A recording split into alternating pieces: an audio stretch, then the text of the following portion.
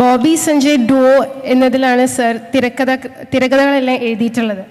അപ്പം ഒരു ഡുവോ ആയിട്ട് എഴുതുമ്പം ഒരു രണ്ടുപേരും ഒരുമിച്ച് എഴുതുമ്പോൾ രണ്ടുപേർക്കും ഡിഫറെൻറ്റ് തോട്ട് പ്രോസസ്സ് ആയിരിക്കും അല്ലേ? അപ്പം നിങ്ങൾ ഒരുമിച്ച് എഴുതുമ്പം ഫേസ് ചെയ്ത ചാലഞ്ചസ് എന്തെങ്കിലും? സിനിമ കണ്ടുപിടിച്ച രണ്ടുപേരാ, ലൂമിയർ ബ്രദേഴ്സ്. അപ്പോൾ ചാലഞ്ചസ് ഇല്ല, രണ്ട് പേര് ഒരുമിച്ച് ബ്രെയിൻ വർക്ക് ചെയ്യുന്നു എന്നുള്ളതേ ഉള്ളൂ. അതിൽ നിന്നുണ്ടാകുന്ന ഡിബേറ്റ്. പിന്നെ ഈ പറഞ്ഞ ബ്രദേഴ്സ് ആയതുകൊണ്ട് അത്ര വലിയ ബഹളങ്ങളും തർക്കങ്ങളും ഇല്ലാതെ അങ്ങനെ ഉണ്ടായാൽ തന്നെ അതിൽ നിന്ന് പെട്ടെന്ന് നമുക്ക് ഊരിപ്പോരാൻ പറ്റും. കാരണം കോമൺ ആണല്ലോ, നമ്മൾ കോമൺ ലൈഫും കോമൺ പേരൻസും കോമൺ ഹൗസും കോമൺ സിബ്ലിങ്സും ഒക്കെ ആയതുകൊണ്ട് അത് രണ്ട് പേര് ഒരുമിച്ചിരുന്ന് ഡിസ്കസ് ചെയ്ത് നമ്മൾ കമ്പൈൻ സ്റ്റഡി നടത്തില്ലേ എന്ന് പറയുന്നത്. കമ്പൈൻ സ്റ്റഡി നടത്തി കഴിയുമ്പോൾ നമ്മൾ ആ പരീക്ഷ കുറച്ചുകൂടെ നന്നായിട്ട് എഴുതുന്ന ഒരു അവസ്ഥയുണ്ടല്ലോ, അത് ഞങ്ങൾ അന്യോന്യം കോംപ്ലിമെൻറ്റ് ചെയ്യാറുണ്ട് എന്നുള്ളതല്ല. അതിനകത്ത് ഭയങ്കര റോക്കറ്റ് സയൻസിൽ എല്ലാവരും വിചാരിക്കുന്നത് രണ്ടുപേരും ഒരു മുറിയിലിരുന്ന് ഇത് ചെയ്യും, ഇത് ആരാണ് പേപ്പറിലേക്ക് പേന കൊണ്ടിരുന്നത് എന്നുള്ളതാണ്. അത് അതിൻ്റെ ലാസ്റ്റ് ക്ലറിക്കൽ വർക്ക് മാത്രമാണ്. ആ ക്ലറിക്കൽ വർക്ക് അപ്പോഴാർക്കാണോ സമയമുള്ളത് അയാൾ എഴുതുന്നു എന്നുള്ളതേ ഉള്ളൂ. എനിക്കാണ് സമയമെങ്കിൽ ഞാനായിരിക്കും എഴുതുന്നത്. പക്ഷെ ഞങ്ങൾ അതിന് മുമ്പുള്ള ഡിസ്കഷനിലാണ് കാര്യങ്ങൾ മുഴുവൻ ഇരിക്കുന്നത്. അത് രണ്ട് പേര് ഒരുമിച്ചിരുന്നൊരു കാര്യം നമ്മളിപ്പം നമ്മുടെ ഇവിടെ സ്കൂളിൽ കോളേജിൽ നമ്മളൊരു നാടകം അവതരിപ്പിക്കുമ്പോൾ ആ ഡ്രാമ എങ്ങനെ വേണമെന്ന് പറയുന്ന സ്ക്രിപ്റ്റ് നമുക്കിടയ്ക്ക് സംസാരിക്കുമ്പോൾ ഓരോരുത്തരും ഓരോന്ന് കൊണ്ടില്ലേ എന്ന് പറയുന്ന പോലെ സിമ്പിളാണത്. പിന്നെ ചിലയിടത്ത് ഒരു കോൺഫ്ലിക്റ്റോ അല്ലെങ്കിൽ ചിലയിടത്തൊരു തടസ്സമോ ഉണ്ടാകുമ്പോൾ അവിടെ നമ്മൾ ഏറ്റവും ശ്രദ്ധിക്കേണ്ട കാര്യം ബി ഒബ്ജക്റ്റീവ് എന്നുള്ളതാണ്. അവിടെ നമ്മൾ എന്ന് പറയുന്ന ആളല്ലാതെ സിനിമയ്ക്ക് എന്താണ് നല്ലത് എന്ന് തീരുമാനിക്കുന്ന ഒരു ഒബ്ജക്റ്റിവിറ്റിയിലേക്ക് പോകണം. അത്രേ ഉള്ളൂ. അത് ഭയങ്കര പ്രശ്നമുള്ളൊരു കാര്യമല്ല. പിന്നെ ഞാൻ പറഞ്ഞില്ലേ, ഞങ്ങൾ ഏറ്റവും അതായത് കമേഴ്ഷ്യൽ സ്ക്രീൻ പ്ലേ റൈറ്റേഴ്സ് ആയിട്ട് ഞങ്ങൾ കരുതുന്ന ആൾക്കാർ രണ്ടുപേരാണ്. സലീം ജാവേദ് എന്ന് പറയുന്നത്, സലീം ഖാനും ജാവേദ് അക്തറും ആണ്. അപ്പോൾ ഇവരുടെയൊക്കെ വർക്ക് പാറ്റേൺ ഇങ്ങനെയാണെന്ന് കേട്ടിട്ടും അറിയൊക്കെ അതൊക്കെ ഞങ്ങളെ ഹെൽപ്പ് ചെയ്തിട്ടുണ്ട് ഭയങ്കരമായിട്ട്. സർ, പിന്നെ ഉയരെ എന്ന് പറഞ്ഞൊരു മൂവി 2019 റിലീസ് ചെയ്ത ഉയരെ എന്ന് പറഞ്ഞാൽ ഒരു ആസിഡ് അറ്റാക്ക് വിക്ടിം, ഒരു സർവൈവറിൻ്റെ മൂവിയാണ്. അപ്പം അങ്ങനത്തെ ഒരു സിനിമ എടുക്കാൻ അന്നത്തെ കാലത്ത് ഒരുപാട് ന്യൂസുകൾ ഉണ്ടായിരുന്നു, ഈ വിമൻ ഫേസ് ചെയ്യുന്ന ട്രോമ. അതായിരുന്നു സാറിനൊരു ഇൻസ്പിറേഷൻ അതേ സമയത്ത് അങ്ങനെ ഒരു മൂവി റിലീസ് ചെയ്യാൻ. മാത്രമല്ല പല്ലവീനെ, ആ ഒരു പ്രോട്ടഗണിസ്റ്റ് പല്ലവീനെ ഒരു വിക്ടിം എന്നതിലുപരി ഒരു സർവൈവർ അല്ലെങ്കിൽ ഒരു ഫീനിക്സ് ബേർഡിനെ പോലെയാണ് റെപ്രസെൻറ്റ് ചെയ്തിട്ടുള്ളത്. സോ അതിനെക്കുറിച്ച് സാറിന് എന്താ? ഇത് രണ്ടും അല്ലേ, ഈ സർവൈവറോ അല്ലെങ്കിൽ ഒരു കാര്യത്തിൽ നിന്ന് സർവൈവ് ചെയ്തു ആസിഡ് അറ്റാക്ക് വിക്ടിം ഉള്ളതിനേക്കാൾ കൂടുതൽ ഞങ്ങളെ അട്രാക്ട് ചെയ്ത ടോക്സിക് റിലേഷൻഷിപ്പാണ്. ഒരു ബോയ് ഫ്രണ്ട് ഗേൾ ഫ്രണ്ട് തമ്മിലുള്ള ടോക്സിക് റിലേഷൻഷിപ്പാണ് ഞങ്ങളെ ഏറ്റവും കൂടുതൽ അതിൽ ആ സിനിമ ചെയ്യാൻ പ്രേരിപ്പിച്ചത്. കാരണം ആ റിലേഷൻഷിപ്പിനകത്തെ സൈക്കോളജിയും കാര്യങ്ങളുമാണ് ഞങ്ങൾ അതിൻ്റെ ബാക്കിയാണ് ഈ കണ്ടതല്ല. കാരണം അതിൻ്റെ ഒരു ഓർണമെൻറ്റേഷൻ എന്ന് പറയുന്നതാണ്, അല്ലെങ്കിൽ അനിവാര്യതയാണ്, ബാക്കിയല്ല. പക്ഷേ ആ ടോക്സിക് റിലേഷൻഷിപ്പാണ് ഞങ്ങളെ ഏറ്റവും കൂടുതൽ അട്രാക്ട് ചെയ്തത്. അതിൽ ഈ പെൺകുട്ടി ഗോ ത്രൂ ചെയ്യുന്നത് മാത്രമല്ല, ആൺ എന്ന് പറയുന്ന അയാൾ എന്താണ് ചിന്തിക്കുന്നത്. കാരണം ഞങ്ങൾ ഒത്തിരി അങ്ങനെ കുറച്ചൊക്കെ കണ്ടിട്ടുണ്ട് അങ്ങനത്തെ റിലേഷൻഷിപ്സ്. എനിക്ക് മനസ്സിലായിടത്തോളം എല്ലാവരും ഒരു പരിധി വരെ അനുഭവിക്കുന്നതെന്ന് തോന്നിയിട്ടുണ്ട്. എന്നിട്ട് നീ എന്നാ എനിക്കൊന്നും മെസ്സേജ് ചെയ്തില്ലല്ലോ എന്ന് ചോദിക്കുന്നതിൽ പോലും ടോക്സിക് ഉണ്ട്. ഒരു കാര്യം ചോദിച്ചോട്ടെ, ഈ ടോക്സിക് മാസ്കുലിനിറ്റി ആൻഡ് പൊസസീവ്നെസ് ഇത് രണ്ടും സർ എങ്ങനെയാണ് കാണുന്നത്? ഭയങ്കര ബോറായിട്ടുള്ള കാര്യമായിട്ടാണ്, പരമ ബോറായിട്ടുള്ള കാര്യമാണ് കാണുന്നത്. അത് മാസ്കുലിനിറ്റി എന്ന് പറയുന്നത് തന്നെ ഒരു മിത്താണ്. What is masculinity? നമ്മളതിനെ ഫിസിക്കലായിട്ട് മാത്രം പറയാൻ വേണേൽ സിക്സ് പാക്ക് എന്നൊക്കെ പറയാമെന്നല്ലാതെ എനിക്ക് തോന്നിയിട്ടുണ്ട് നമ്മുടെ ഏറ്റവും നല്ല സങ്കല്പമാണ് അർദ്ധനാരീശ്വര സങ്കല്പം. അതായത് ശിവൻ എന്ന് പറയുന്ന അർദ്ധനാരീശ്വര സങ്കല്പമാണ് ഏറ്റവും നല്ല സങ്കല്പമായിട്ട്. പകുതി പെണ്ണും പകുതി ആണും. എനിക്ക് തോന്നുന്ന ഒരു പെർഫെക്റ്റ് ഹ്യൂമൻ ബീങ് അതാണെന്ന് തോന്നിയിട്ടുണ്ട്. ആ ആണിൽ കുറച്ച് ഫെമിനൈൻ ഇതുണ്ടാവുകയും പെണ്ണിൽ കുറച്ച് മെയിൽ ഇതുണ്ടാവുകയും ചെയ്യുന്നത്. പക്ഷെ നമ്മൾ ചെയ്യുന്നത് എന്താണെന്ന് വെച്ചാൽ, നമുക്കൊരു പെൺകുട്ടിയാണ് ഉണ്ടാകുന്നതെങ്കിൽ നമ്മൾ കുട്ടിയെ പാലിച്ച് പാല് കൊടുത്ത് ഇത് ചെയ്ത് ഫീഡ് ചെയ്ത് അതിനെ ഒരു കൃത്യമായ പെണ്ണാക്കി വളർത്തും. ആണിനോട് പറയുന്നത് എന്താ, നീ എന്താ പെണ്ണുങ്ങളെ പോലെ പറയുക, ആണാന്ന് പറയടാ, ആണാണെങ്കിൽ നീ എങ്ങനെ പറയടാ എന്നൊക്കെ പറയുന്നതാണ്. അപ്പോൾ ഈ അർദ്ധനാരീശ്വര സങ്കല്പം എവിടെയോ നമ്മൾ മിസ്സാകുന്നുണ്ട്. അതിലാണ് ഒരു ഹ്യൂമൻ ബീങ്ങിൻ്റെ ഫുൾ സെൻസിറ്റിവിറ്റി ഇരിക്കുന്നതെന്ന്. അതില്ലാത്ത എല്ലാം ടോക്സിക് മെസ്കുലിനിറ്റിയും ഭയങ്കര കോമഡി ആയിട്ടാണ് എനിക്ക് തോന്നുന്നത്. ഒരാണ് നിന്ന് അലറുന്നു, ഒരാണ് നിന്ന് ഞാൻ നിന്നെ കാണിച്ചു തരാം അവിടെ എന്ന് പറയുന്നു എന്ന് പറയുന്നതിനേക്കാൾ വലിയ കോമഡി ഇല്ല വേറെ. ആണ് ഏറ്റവും വലിയ കോമഡി. അപ്പോൾ അതേപോലെ തന്നെ ഒരു റിലേഷൻഷിപ്പിൽ എന്തിനാണ് നമ്മൾ ഭക്ഷണം കഴിക്കുന്നതിന് മുമ്പ് നമ്മുടെ ബോയ് ഫ്രണ്ടിന് അല്ലെങ്കിൽ ഫ്രണ്ടിനെ അറിയിക്കണം, ഞാൻ എന്താ ഭക്ഷണം കഴിക്കാൻ പോകുന്നു, ഞാൻ ഇന്ന ഫ്രണ്ടിൻ്റെ കൂടെ പോകുന്നു. ഇതെല്ലാം സ്നേഹവുമായി യാതൊരു ബന്ധവുമില്ലാത്ത കാര്യമാണെന്നാണ് എനിക്ക് തോന്നുന്നത്. ഇതൊക്കെ ഈ പഴയ പിടിച്ചുവെക്കലിൻ്റെ പെട്രിയാർക്കിയുടെ ഭാഗമായിട്ട് തന്നെയാണ് തോന്നുന്നത്. ഇപ്പോൾ ഞങ്ങൾ സിനിമ ചെയ്യുമ്പോൾ എല്ലാവരും ഇപ്പോൾ സിനിമ ചെയ്യുമ്പോൾ ഒരു ഡൈനിങ് ടേബിൾ സെറ്റ് ചെയ്യുമ്പോൾ പോലും ഇപ്പം കോൺഷ്യസ്ലി ശ്രദ്ധിക്കുന്നൊരു കാര്യമാണ്, ആ റൂമിൽ ഒരു പുരുഷനും സ്ത്രീയും ഉണ്ടെങ്കിൽ ആ പുരുഷനായിരിക്കും പ്ലേറ്റ് എടുത്ത് വെക്കുകയും പ്ലേറ്റ് കൊണ്ടുപോവുകയും ചെയ്യുന്നത്. അതൊരു കോൺഷ്യസ് എഫേർട്ടാണ്. അത് ചിലപ്പോൾ വീടുകളിൽ അങ്ങനെയൊന്നും എത്തിയിട്ടുണ്ടാവില്ല, പക്ഷേ സിനിമയിലൂടെ നമ്മൾ ഒരു വിഷ്വൽ തിങ്കിങ് ആണത്. അപ്പോൾ അങ്ങനെയാണ് ടോക്സിക് മാസ്കുലിറ്റി അല്ല, മാസ്കുലിനിറ്റി എന്ന് പറയുന്ന കാര്യം തന്നെ കോമഡി ആയിട്ടാണ് എനിക്ക് തോന്നിയിട്ടുള്ളത്. കാരണം രണ്ടിൻ്റെയും ജെൻഡർ അല്ല അവിടെ, അത് മിക്സാണ് അവിടെ എന്ന് എനിക്ക് തോന്നുന്നത്. അവസാനമായിട്ട് ഒരു ചോദ്യം കൂടി. സാറിന് ഇപ്പോൾ റിലീസ് ചെയ്യാനിരിക്കുന്ന ഒരു മൂവിയാണ് ബേബി ഗേൾ. നിവിൻ പോളി, ലിജോ മോൾ അവരെല്ലാം വെച്ച് കാസ്റ്റ് ചെയ്ത് ഇറക്കുന്നത്. സോ അതിൻ്റെ പ്രോസസ്സ് എങ്ങനെ പോകുന്നു? അതിൻ്റെ പ്രോസസ്സ് ഇപ്പോൾ ഒറ്റ കാര്യം പറയാനുള്ളൂ, ദയവ് ഇത് തിയേറ്ററിൽ പോയി കാണുക. അതിൻ്റെ പ്രോസസ്സെല്ലാം കഴിഞ്ഞു അതിൻ്റെ. അത് ഇനിയിപ്പോൾ ആൾക്കാർക്ക് വിട്ടുകൊടുക്കുകയാണ്, കാരണം നമ്മുടെ പ്രോസസ്സ് എല്ലാം തീർന്നു. അത് റിലീസ് ഡേറ്റ് ഒന്ന് ഫിക്സ് ചെയ്താൽ അത് ഇറക്കുക എന്നുള്ളതേ ഉള്ളൂ. അപ്പോൾ ഇപ്പോൾ ആ ടെൻഷനിലാണ് നമ്മൾ.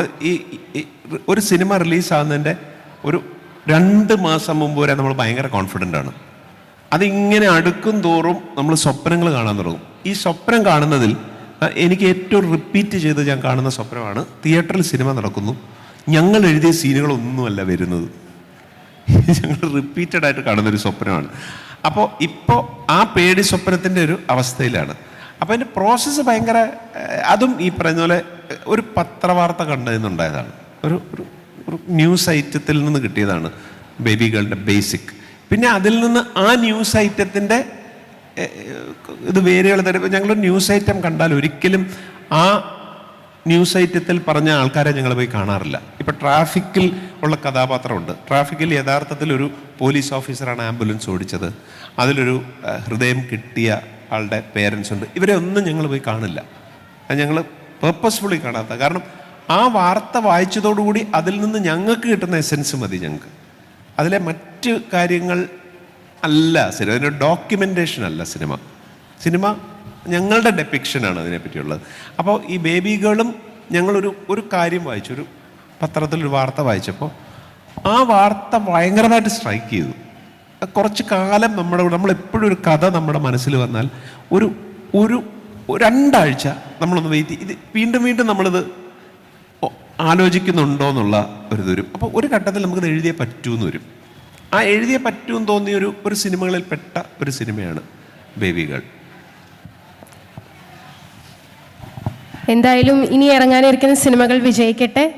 സാറിൻ്റെ പുസ്തകം ഇനി ഇറങ്ങാനിരിക്കുകയാണ്. അതും എല്ലാത്തിനും എല്ലാ ആശംസകളും അർപ്പിച്ചുകൊണ്ട് ഈ സെഷൻ അവസാനിപ്പിക്കുകയാണ്. നമുക്കിനി ഓഡിയൻസ് ഇൻറ്ററാക്ഷനിലേക്ക് കടക്കാം.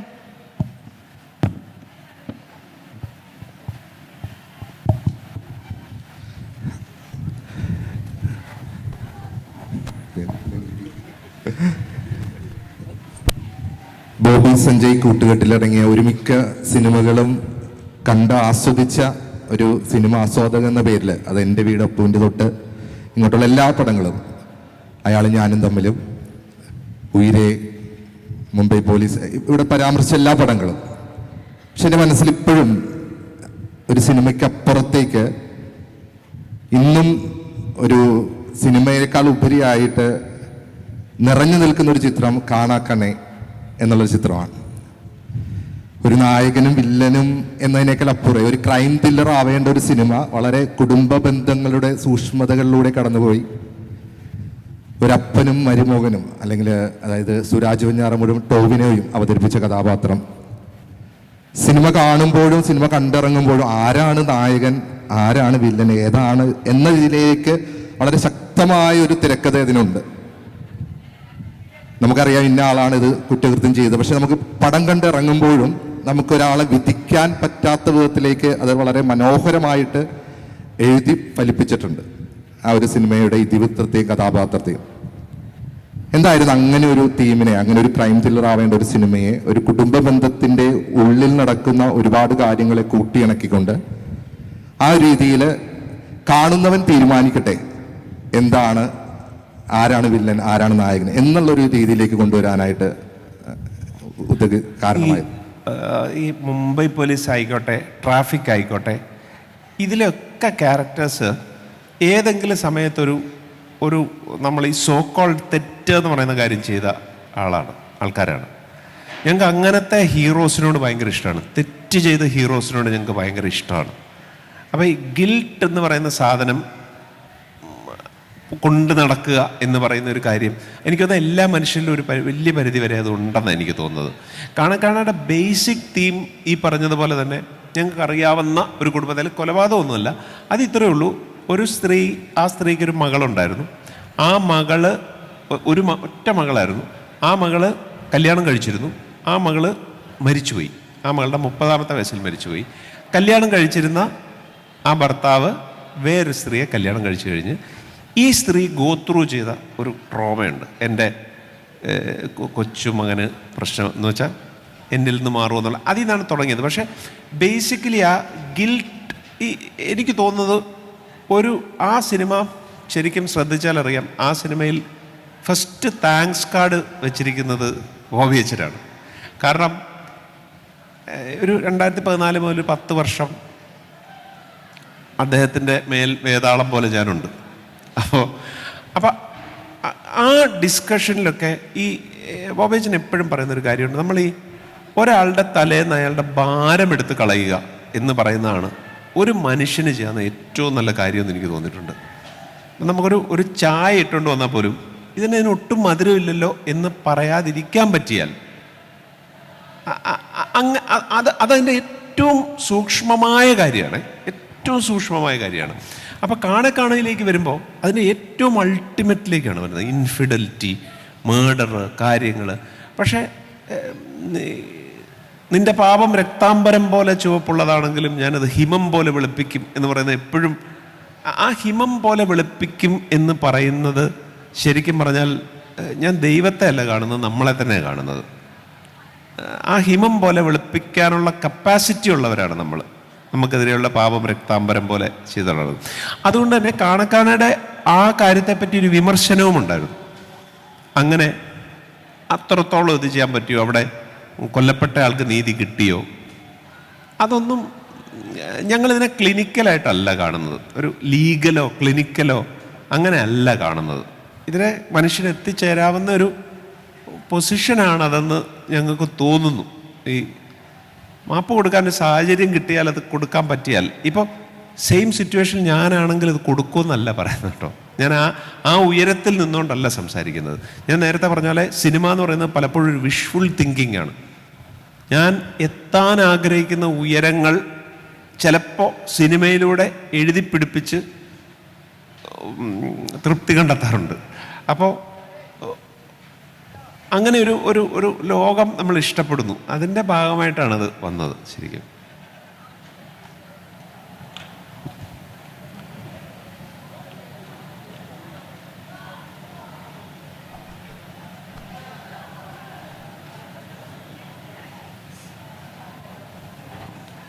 സാറ്, എനിക്കൊരു ചോദ്യം ചോദിക്കല്ല, വേറെ ഒന്നല്ല.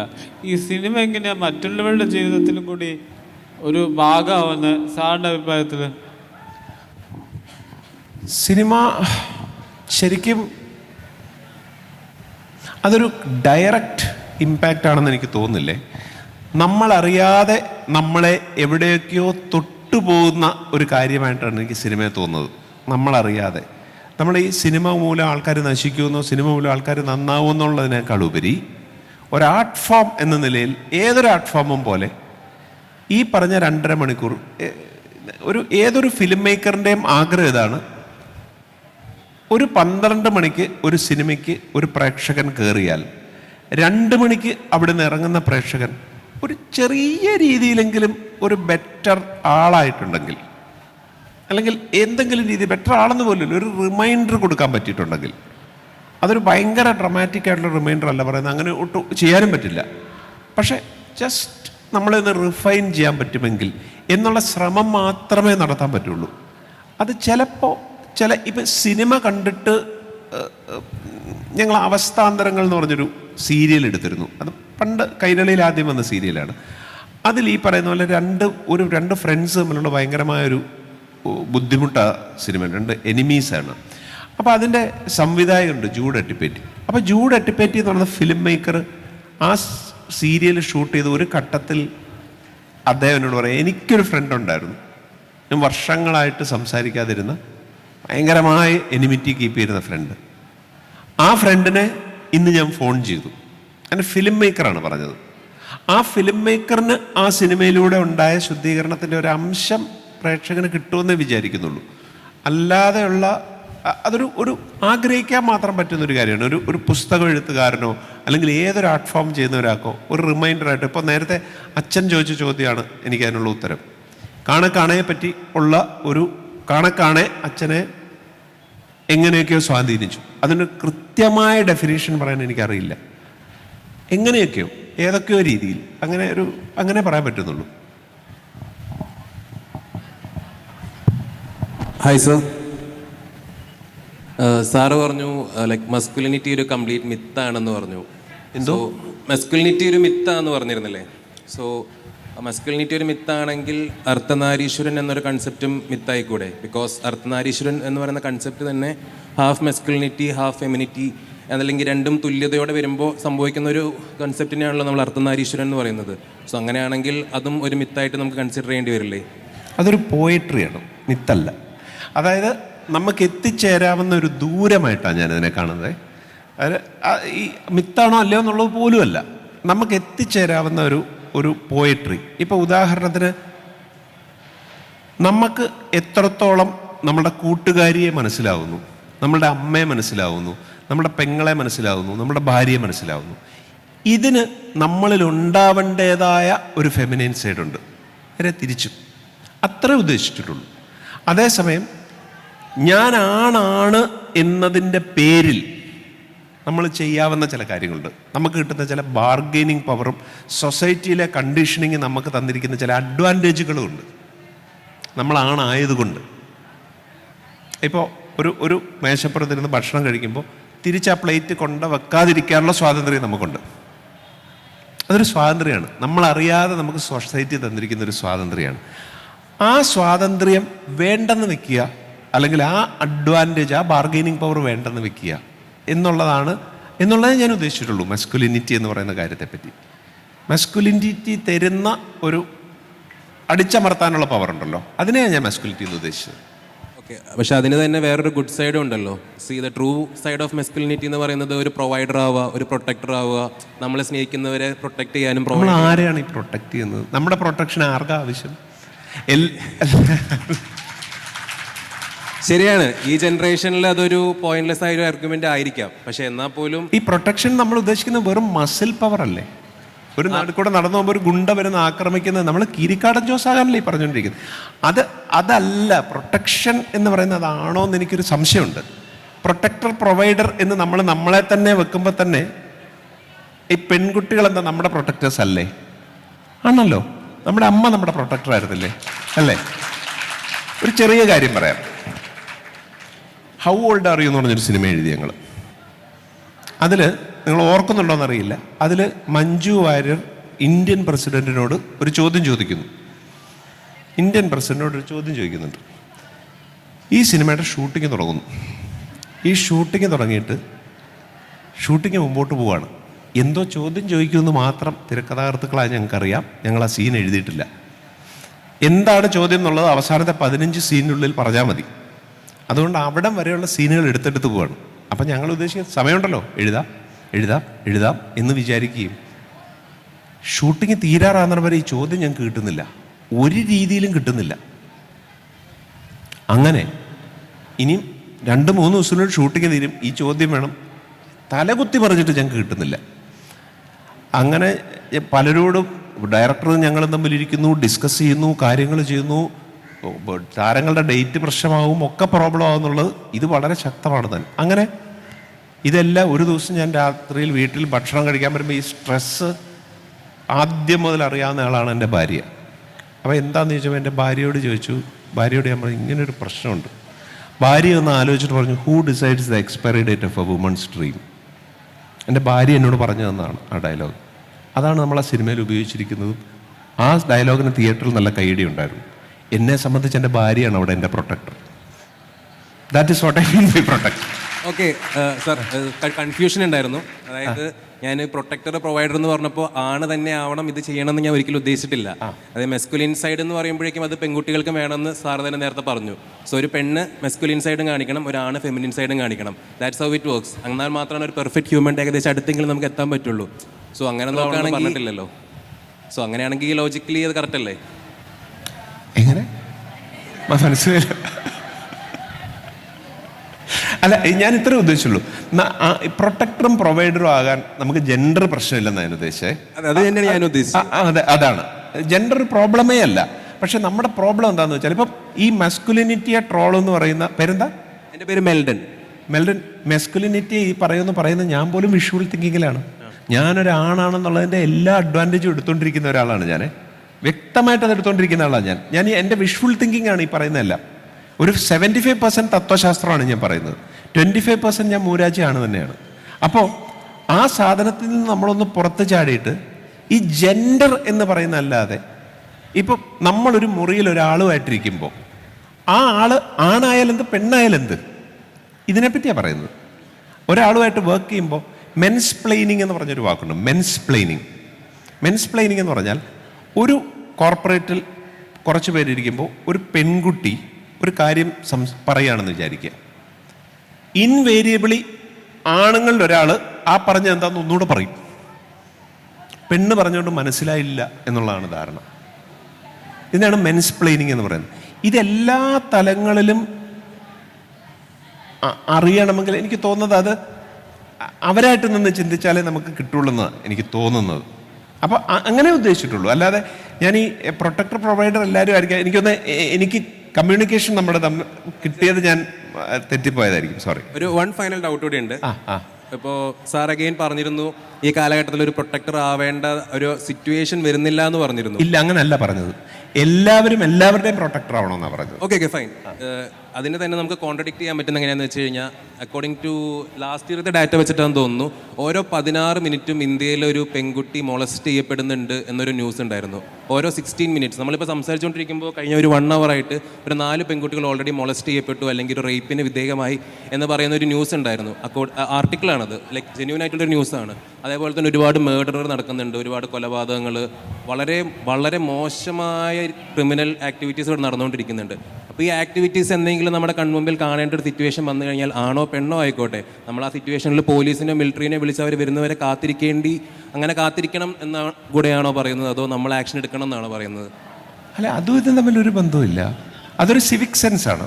അതെ, സിവിക് സെൻസ് ആണ്. പക്ഷേ നമുക്ക് ഒരു സ്ട്രെങ്ത്തിന്റെ ആവശ്യം വരുന്നില്ല എന്ന് പറഞ്ഞതുകൊണ്ട് ഞാൻ ചോദിക്കുകയായിരുന്നു. സ്ട്രെങ്ത്തിന്റെ ആവശ്യം വരുന്നുണ്ട്. ആണാണെങ്കിലും പെണ്ണാണെങ്കിലും അതൊരു സിവിക് സെൻസ് ആണല്ലോ. അതെ, എക്സാക്ട്ലി. അതിന് ആണായതുകൊണ്ട് നമ്മളത് കൂടുതൽ എന്താ, എനിക്കത് മനസ്സിലായില്ല. ആണായതുകൊണ്ട് കൂടുതൽ വേണമെന്ന് ഞാൻ പറയുന്നേ ഇല്ല. ഞാൻ ജസ്റ്റ് ആ ഒരു സാറ് പറഞ്ഞത് സ്ട്രെങ്ത് എന്ന് പറയുന്നതുമായിട്ട് ഇതിന് യാതൊരു ബന്ധവുമില്ല. നമ്മളിതിൻ്റെ അകത്ത് ഒരു പക്ഷേ പെണ്ണ് വന്നുകൊണ്ടായിരിക്കും നമ്മൾ ഈ സ്ട്രെങ്ത് എന്ന് പറയുന്നത് സംസാരിക്കുന്നത് പോലും. ആണുങ്ങളെ പറ്റി മാത്രമായിരുന്നു ഈ സ്ട്രെങ്ത് എന്ന വാക്ക് പോലും ചിലപ്പം ഉണ്ടാവണമെന്നില്ല. അപ്പോൾ സ്ട്രെങ്ത് വേണ്ട എന്നുള്ള ഉദ്ദേശിച്ചിട്ടേ ഇല്ല. അങ്ങോട്ടും ഇങ്ങോട്ടും പ്രൊട്ടക്ടർ ആവുന്നതിൽ എന്താണ് കുഴപ്പം എന്നുള്ളതാണ്. അങ്ങനെയാണ്. പിന്നെ വെള്ളൻ പറഞ്ഞത് മൊളസ്റ്റിങ് 16 മിനിറ്റിൽ ഉണ്ടാകുന്നു എന്ന് പറഞ്ഞു. ആരെയും മൊളസ്റ്റ് ചെയ്തത്? പെൺകുട്ടികളെ, ആണുങ്ങളല്ലേ. അതാകാതിരിക്കണമെന്നേ പറഞ്ഞുള്ളൂ. സിമ്പിൾ. നമ്മൾ അങ്ങോട്ടും ഇങ്ങോട്ടും കൊടുക്കൽ വാങ്ങലുണ്ടെങ്കിൽ അതിൻ്റെ ആവശ്യമില്ലെന്നേ പറഞ്ഞുള്ളൂ. ഞാൻ ഈ പറയുന്നത് മറ്റേ എന്താ പറയുന്നത്, സ്വപ്നത്തിലെ കിനാശ്ശേരിയെ പറ്റിയാണെന്ന് എനിക്കറിയാം കേട്ടോ, വിഷ്വൽ തിങ്കിങ് ആണെന്ന് എനിക്കറിയാം. ബട്ട് ജസ്റ്റ് ആ ഒരു അങ്ങനെയൊക്കെ ആയാൽ കൊള്ളാം എന്നുള്ളത് ഇത്രയേ ഉള്ളൂ. ഞാനൊരു 2 പെൺകുട്ടികളാണ് എനിക്കുള്ളത്.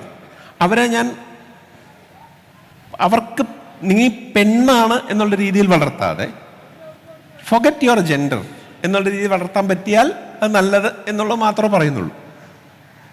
ഇപ്പം ഞാൻ ഫെമിനിസം എന്ന് പറയുന്നതിൻ്റെ എൻ്റെ ഡെഫിനേഷനും കൂടെ ഒന്ന് പറയാവേ.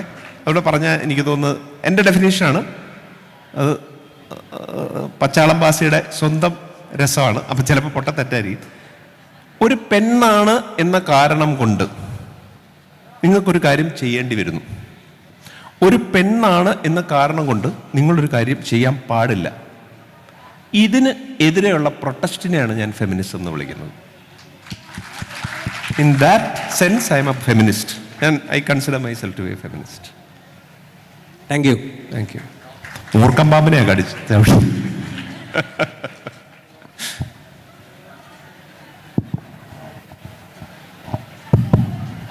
സഞ്ജയ് ചേട്ടനെ ആദ്യം ബോബി അച്ഛൻ കോഴിക്കോട് നിന്നാണ് പരിചയപ്പെടുത്തുന്നത്. അപ്പോൾ ആദ്യത്തെ ഒരു സംസാരത്തിൽ തന്നെ എന്താ പറയുക, നമ്മൾ ഈ ലോക സിനിമയുടെ ഒരു എൻസൈക്ലോപീഡിയ എന്നുള്ള ഒരു മോഡലിലുള്ള കുറച്ച് വർത്തമാനങ്ങളാണ് എൻ്റെ അടുത്ത് ഇങ്ങനെ ഷെയർ ചെയ്തത്. ഞാൻ ഫിലിം ഇൻസ്റ്റിറ്റ്യൂട്ടിലെ ചെറിയൊരു ഷോർട്ട് കോഴ്സിൻ്റെ കാര്യമൊക്കെ പറഞ്ഞപ്പം അതുമായിട്ട് റിലേറ്റ് ചെയ്ത് സഞ്ജയ് ഏട്ടൻ ഇങ്ങനെ സിനിമകൾ കാണണം, അതിനെക്കുറിച്ചുള്ള ഇൻസൈറ്റ്സ് ആണ് എൻ്റെ അടുത്ത് ഒരുപാട് ഷെയർ ചെയ്തിട്ടുണ്ടായിരുന്നു. അത് ആദ്യമായിട്ടാണ് ഒരു സിനിമക്കാരനെ കണ്ടിട്ട്, ഞാൻ ഒരുപാട് സിനിമക്കാരെ അറിയുന്നല്ല പറഞ്ഞത്, പക്ഷേ ഒരു സിനിമയായിട്ട് ബന്ധപ്പെട്ടിട്ടുള്ള ഒരാളെ കണ്ടിട്ട് നോട്ട്സ് എടുത്തിട്ട് അതൊക്കെ പോയിന്റ്സ് എടുക്കണം എന്ന് എനിക്ക് തോന്നിയത് സഞ്ജയ് ഏട്ടൻ്റെ സംസാരത്തിൽ നിന്നാണ്. പിന്നീട് കാണേക്കണ്ണിയിൽ സഞ്ജയ് ഏട്ടൻ്റെ ടീമിൻ്റെ കൂടെ വർക്ക് ചെയ്യാൻ ഭാഗ്യമുണ്ടായി. ബോബി അച്ഛൻ വഴിയാണ് ഞാൻ ആ ഒരു അവസരത്തിലെത്തിയത്. അപ്പോൾ അതിൽ എന്നെ ഏറെ അത്ഭുതപ്പെടുത്തിയ ഒരു കാര്യം, ചെറുപ്പകാലത്തൊക്കെ അല്ലെങ്കിൽ ഞാൻ എൻ്റെ ചെറുതിലൊക്കെ നോട്ട്ബുക്കൊക്കെ കണ്ടിട്ടുണ്ട്. അപ്പോൾ അതിൽ പൂജ, സൈറ, ശ്രീദേവി 3 വിമൺ ക്യാരക്ടേഴ്സ് തന്നെ, അവരുടെയൊക്കെ തന്നെ ഡിഫറെൻറ്റ് ലെയേഴ്സിലൂടെ ഓരോ ആ ക്യാരക്ടറിനെ വളരെ വ്യക്തമായിട്ട് എന്ന് പറഞ്ഞാൽ ഞാൻ പറയാം, ഒരു സ്ത്രീ എഴുതുന്നതിനേക്കാൾ വ്യക്തമായിട്ട് അത്രയും ലെയേഴ്സ് ആയിട്ട് ക്യാരക്ടറൈസ് ചെയ്യുന്ന ഒരു കഴിവ് ആ കാലത്തെ നമുക്കറിയില്ല. അന്ന് ഞാൻ നോക്കുന്നില്ല ഇതാരാണ് തിരക്കഥ, ആരാണ് ഡയറക്ടർ എന്നുള്ള ഇതിൽ നോക്കാത്തൊരു കാലത്ത് നിന്നാണ് അത് കാണുന്നത്. പക്ഷെ എന്നിട്ട് പോലും അത് മനസ്സിൽ അതേപോലെ നിന്നിരുന്നു. കാണേക്കണ്ണയിൽ വർക്ക് ചെയ്ത സമയത്ത് ഷൂട്ടിൻ്റെ ആ ഒരു സമയത്തൊക്കെ സീൻ ബൈ സീനായിട്ട് ഇങ്ങനെ വന്നുകൊണ്ടിരിക്കുന്നുണ്ട്. ആ ഒരു ഇതിൽ എന്നെ ഏറ്റവും അത്ഭുതപ്പെടുത്തിയ കാര്യം, ഇപ്പോൾ പോൾ മത്തായി എന്നുള്ള ക്യാരക്ടർ, സുരാജേട്ടൻ ചെയ്ത ക്യാരക്ടർ, അതുപോലെ സ്നേഹ, ഐശ്വര്യലക്ഷ്മി ചെയ്ത ക്യാരക്ടർ, അലൻ ടൊവിനോ ചെയ്ത ക്യാരക്ടർ, ഇതിൽ ഇപ്പം നേരത്തെ ഇവിടെ ഈ ഫാദർ സംസാരിച്ച പോലെ അതൊരു ക്രൈം ത്രില്ലറാണ്. പക്ഷേ അത് ക്രൈം ത്രില്ലറേ അല്ല. ഈ പറഞ്ഞ പോലെ സഞ്ജയ് ഏട്ടൻ തന്നെ പറഞ്ഞ പോലെ അതിനെ നിങ്ങൾക്ക് എങ്ങനെ വേണമെങ്കിൽ വായിച്ചെടുക്കാവുന്ന രീതിയിൽ ആ സിനിമ. അപ്പം എനിക്ക് ത്രൂ ഔട്ട് ബോബി സഞ്ജയ് സ്ക്രിപ്റ്റിലൂടെ ഒക്കെ സഞ്ചരിക്കുമ്പോൾ എന്നെ അത്ഭുതപ്പെടുത്തിയ കാര്യം, സൈക്കോളജിക്കൽ എലമെൻറ്റ്സ് ഭീകരമായിട്ട്, അത് ഭയങ്കര ക്രിയേറ്റീവായിട്ട് സിനിമയിൽ വരുന്നുണ്ട്, സ്ക്രിപ്റ്റിൽ വരുന്നുണ്ട്. വളരെ ആഴത്തിൽ വ്യക്തി മനസ്സിനെ പഠിക്കുന്ന രീതിയിലുള്ള സ്ക്രിപ്റ്റുകളാണ് വന്നിട്ടുള്ളത്. അപ്പം ഇംഗ്ലീഷ് ലിറ്ററേച്ചറാണ് പഠിച്ചതെന്ന് ഞാൻ മനസ്സിലാക്കണം, സൈക്കോളജി പഠിച്ചതായിട്ട് എനിക്ക് അറിവില്ല. പക്ഷേ ആ ഒരു തോട്ടാണ് എന്നെ ഏറെ അത്ഭുതപ്പെടുത്തിയിട്ടുള്ളത്. പ്രത്യേകിച്ചും പോൾ മത്തായിയും അലനും തമ്മിലുള്ള ആ ഒരു റൂമിലുണ്ടാവുന്ന ഒരു സംഭാഷണമുണ്ട്, അവർ തമ്മിലുള്ള ഒരു സംഘട്ടനം പോലുള്ള ഒരു രംഗമുണ്ട്. അതിലൊക്കെയുള്ള ഡയലോഗുകളൊക്കെ, അതായത് നമ്മൾ മനസ്സിൻ്റെ ഏറ്റവും ആഴത്തിൽ നിന്നാണ് സംസാരിക്കുന്നത്. അപ്പോൾ ഒരു സ്വകാര്യ സംഭാഷണത്തിൽ പറഞ്ഞു, എൻ്റെ ഫേവറേറ്റ് എഴുത്തുകാരനാണ് ദസ്തയേവ്സ്കി, കാരമസോ ബ്രദേഴ്സ് വളരെ ഇഷ്ടപ്പെട്ട പുസ്തകമാണെന്നൊക്കെ പറഞ്ഞിട്ടുണ്ടായിരുന്നു. അത്തരം വായനകൾ ഇത്തരത്തിലുള്ള ഒരു സൈക്കോളജിക്കൽ എലമെന്റ് അല്ലെങ്കിൽ ഇത്തരത്തിലുള്ള ഗ്രാഫിനെ ഭയങ്കരമായിട്ട് സ്വാധീനിച്ചിട്ടുണ്ടോ? അതുപോലെ ഒരു ക്വസ്റ്റ്യൻ കൂടി, ട്രാൻസ്ജെൻഡേഴ്സിൻ്റെ ലൈഫിനൊക്കെയോ എങ്ങനെയെങ്കിലും അടുത്തറിയാൻ കഴിഞ്ഞിട്ടുണ്ടോ എനിക്കറിയില്ല ഒരു കാര്യങ്ങൾ. പക്ഷേ ഫെമിനിൻ എന്നുള്ള ഒരു, ഇയാൾ മസ്കുലിനെ കുറിച്ച് പറഞ്ഞ പോലെ ഫെമിനിൻ എന്നുള്ള ഒരു എലമെൻറ്റിനെ കുറിച്ച് നമ്മൾ സംസാരിക്കുമ്പോൾ എനിക്ക് ട്രാൻസ്ജെൻഡർ ഫെസ്റ്റിവലിലൊക്കെ പോയ സമയത്ത് മനസ്സിലായ ഒരു കാര്യം, ഏറ്റവും കൂടുതൽ ഇവിടെ കോഴിക്കോട് നടന്നിരുന്നു, അവിടെ ട്രാൻസ്ജെൻഡേഴ്സുമായിട്ട് നമ്മൾ ഇടപഴകുമ്പോൾ നമുക്ക് മനസ്സിലാവുന്ന കാര്യം, നമ്മളീ പറയുന്ന ഫെമിനിറ്റി അല്ലെങ്കിൽ അതിൻ്റെ ഏറ്റവും തീവ്രമായിട്ടുള്ള എക്സ്പോഷർ ഉള്ളത് അവർക്കാണ് എന്ന് തോന്നാറുണ്ട്. ഭയങ്കരമായിട്ടുള്ള കമ്പാഷനേറ്റ് ആയിട്ടുള്ള മനുഷ്യന്മാർ, നമ്മളീ പറയുന്ന ഫീമെയിൽ മെയിൽ എന്ന് പറയുന്ന കാറ്റഗറിയിൽ നിന്നും കുറച്ചും കൂടി ഡിഫറെൻ്റ് ആയിട്ട്, അത് ട്രാൻസിൻ്റെ ഈ പറഞ്ഞ LGBT ആ ഒരു ഇതിൽ വരുന്ന പല സെക്ഷൻ മനുഷ്യന്മാർ. പക്ഷെ അവരുടെ ഒരു സമ്മേളനത്തിൽ നിന്ന് മനസ്സിലായ കാര്യമാണ്, എത്രത്തോളം കമ്പാഷനായിട്ടായിട്ട് മനുഷ്യന്മാരെ ചേർത്ത് പിടിക്കുന്ന ആളുകളാണെന്നുള്ളത്. ആ ഒരു ലോകത്തേക്ക് ആ ഒരു ഏരിയ ആയിട്ട് ആ രീതിയിലുള്ള ഒരു സ്ക്രിപ്റ്റ് നമുക്ക് ഭാവിയിൽ പ്രതീക്ഷിക്കാൻ കഴിയുമോ എന്നുള്ളതാണ് ചോദ്യം. ആദ്യത്തത് തീർച്ചയായിട്ടും വായന ഭയങ്കരമായിട്ട് എന്നെ സ്വാധീനിച്ചൊരു കാര്യമാണ്. കാരണം ഞാനൊക്കെ ടീനേജർ ആയതിനു ശേഷമാണ് ടി വി വരുന്നത്. ടി വി എന്ന് പറയുന്ന സാധനം കേരളത്തിൽ ഇതാകുന്നത് നമ്മുടെ ഒരു എനിക്ക് തോന്നുന്നു ടീൻ. അപ്പം അതുവരെ ബുക്കുകൾ മാത്രമാണ് നമുക്കുള്ളത്, പുസ്തകങ്ങൾ മാത്രമുള്ള ഒരു ഇതും പിന്നെ ഈ പറയുന്ന നമ്മൾ കാണുന്ന കുറേ കാഴ്ചകളും കാര്യങ്ങളും ഒക്കെ ഉണ്ടാവുമല്ലോ. അപ്പോൾ എന്നെ ഭയങ്കരമായിട്ട് സ്വാധീനിച്ച ഒരാളാണ് എൻ്റെ അമ്മ. എൻ്റെ അമ്മ ഒരു ഇംഗ്ലീഷ് അധ്യാപികയായിരുന്നു. അപ്പോൾ അമ്മ വളരെ വളരെ നിഷ്കർഷിച്ചിരുന്നു ഞങ്ങൾ പുസ്തകം വായിക്കണം. ബുക്ക് വായിക്കുക എന്നുള്ളതല്ലാതെ വേറെ വഴിയില്ല ഞങ്ങളുടെ മുമ്പിൽ എന്ന് പറയുന്ന രീതിയിൽ. ലൈബ്രറിയിൽ ചേർക്കുക, ബുക്കുകൾ വാങ്ങിക്കരുതുക. അപ്പം സാധാരണഗതിയിൽ ആ കാലത്ത് കളിപ്പാട്ടങ്ങളും ഇതുമൊക്കെ വാങ്ങിച്ചു കൊടുക്കുന്നതിന് കൂടുതലും ബുക്കുകളാണ് കിട്ടിയിരുന്നത്. അപ്പോൾ ഇത് ആദ്യം മുതൽ ബുക്കുകൾ നമുക്ക് ഭയങ്കരമായിട്ട് സ്വാധീനിച്ചിരുന്നു. ഈ പുസ്തകങ്ങളിലെ ചില വായനകളും ചില കാര്യങ്ങളും നമുക്ക് പരിചയമുള്ള ചില ആൾക്കാരുമായിട്ട് ഞാൻ കോറിലേറ്റ് ചെയ്ത് നോക്കുമായിരുന്നു. ചില സൈക്കോളജിയും ചില കാര്യങ്ങളും ഒക്കെ കോറിലേറ്റ് ചെയ്ത് നോക്കുമായിരുന്നു. അപ്പോൾ അത് ഭയങ്കരമായിട്ട് സ്വാധീനിച്ചിട്ടുണ്ടാവാം. പക്ഷെ നമ്മളൊരു സീൻ എഴുതുമ്പോൾ അല്ലെങ്കിൽ ബോധപൂർവം ഇത് സൈക്കോളജി ആണല്ലോ അങ്ങനെ സമീപിച്ചിട്ടുണ്ടോ എന്ന് എനിക്ക് അറിയില്ല. ഞങ്ങളെ അതല്ലാന്ന് തോന്നുന്നു. അത് ഒരു പക്ഷേ ഇതൊക്കെ വായിച്ചിട്ടുള്ളത് ഞങ്ങളെ ഹെൽപ്പ് ചെയ്തിട്ടുണ്ടായിരിക്കാം. പിന്നെ രണ്ടാമത്തെ ചോദ്യം, ട്രാൻസ്ജെൻഡർ ഒരു സിനിമയും ഒരു കഥയും ഞങ്ങൾ പ്ലാൻ ചെയ്ത് ചെയ്യുന്നതല്ല. നാളെ ഞങ്ങൾ ഇങ്ങനെ ഒരു സിനിമ ചെയ്യും, നാളെ ഞങ്ങൾ ഈ ഇതിനെപ്പറ്റി ഒരു സിനിമ ചെയ്യും, അല്ലെങ്കിൽ ഇവരെ പറ്റി ഒരു സിനിമ ചെയ്യും എന്നുള്ളത് ഒരു രീതിയിലും ഞങ്ങൾ പ്ലാൻഡ് അല്ല. ചെയ്തേക്കാം എന്നേ പറയാൻ പറ്റുള്ളൂ. അതായത് ഇവരെ പറ്റി ഒരു സിനിമ ചെയ്യണമല്ലോ, ട്രാൻസ്ജെൻഡേഴ്സിനെ പറ്റി ഒരു സിനിമ ചെയ്യണമല്ലോ എന്ന് പറഞ്ഞ് ഞങ്ങൾക്ക് ചിന്തിക്കാൻ പറ്റില്ല. ഞങ്ങൾക്ക് എപ്പോഴും അതിനകത്തുനിന്ന് ഒരു ടേക്ക് അവേ എന്താണ്, എങ്ങനെയാണ് എന്ന് പറയുന്ന ഒരു കാര്യത്തിൽ നിന്ന് അത് പറയാൻ പറ്റുന്നുള്ളൂ. അതുകൊണ്ട് ഇപ്പോൾ എനിക്ക് അത് കറക്റ്റ് അറിയില്ല അങ്ങനെ ചെയ്യുമോ.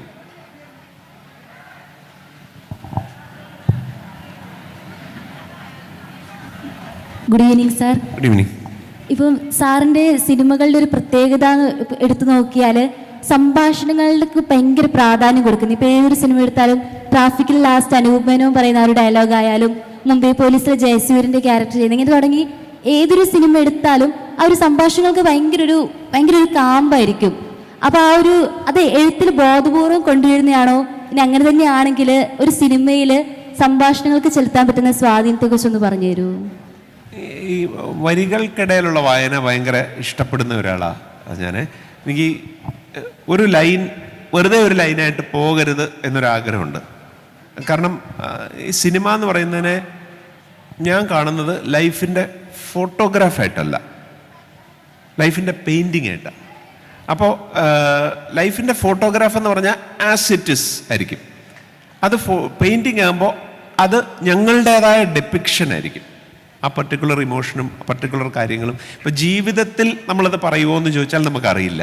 പക്ഷേ അത്തരത്തിലുള്ളൊരു കാര്യങ്ങൾ ശ്രദ്ധിക്കാറുണ്ട്. ഇപ്പോൾ പറഞ്ഞതുപോലെ വെറുതെ ഒരു ഡയലോഗ് പറയുന്നതിനെ നമുക്കെങ്ങനെ അതിനകത്ത് എന്തെങ്കിലും കൂടെ ഉണ്ടാകാൻ സാധ്യതയുണ്ടോ എന്ന് ചിന്തിച്ച് തന്നെയാണ് ഡയലോഗുകൾ എഴുതാൻ ശ്രമിക്കാറുള്ളത്.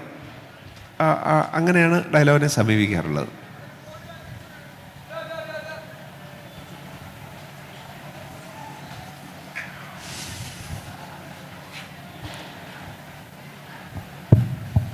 Hi sir. ഹായ്. സമയം ഒരുപാട് വൈകി. ലളിതമായിട്ടുള്ളൊരു ചോദ്യമാണ്.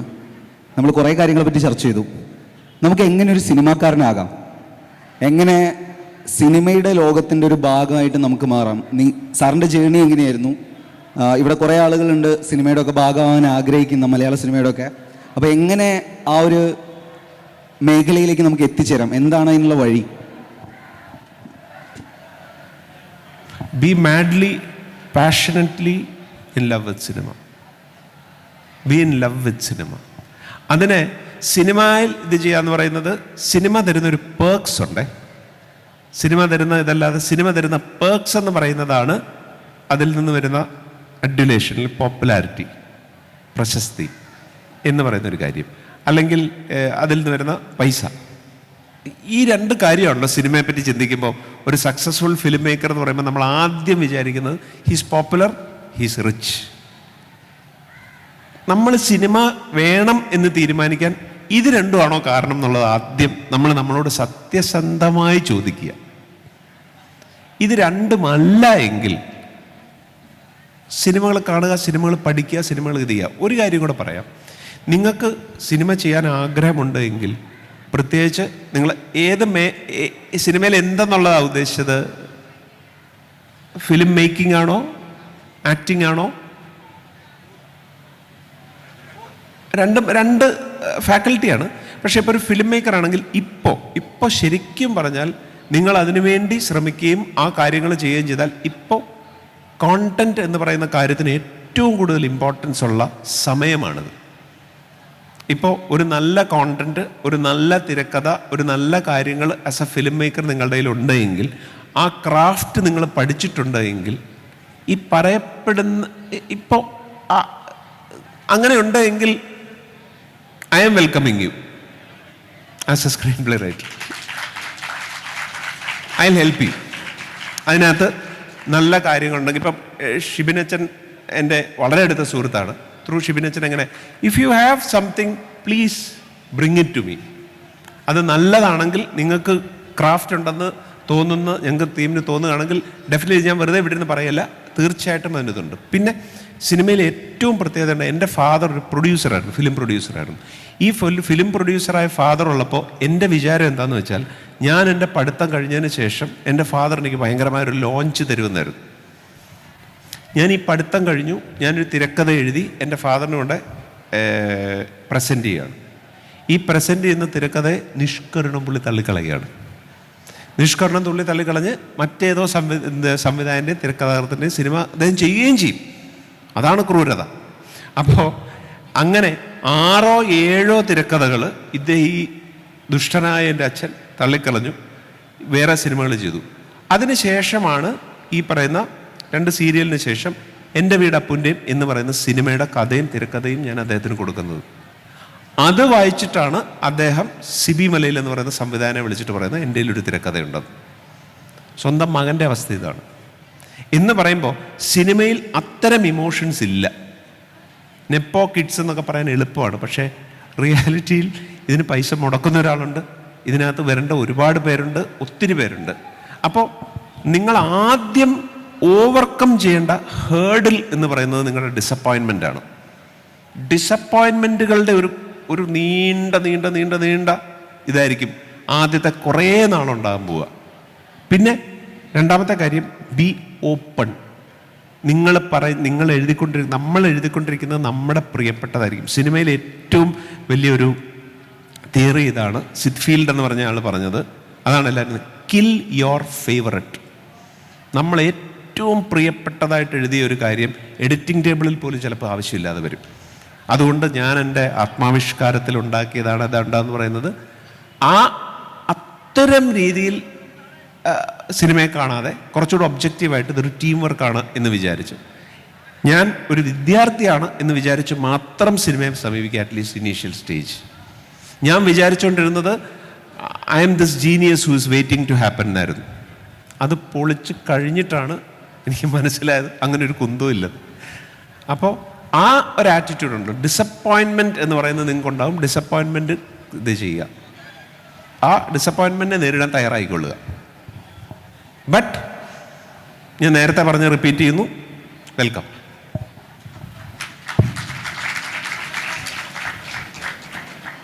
Thank you so much, Sanjay sir, for a wonderful session. We have been metamorphosed into a newer form. Thank you so much.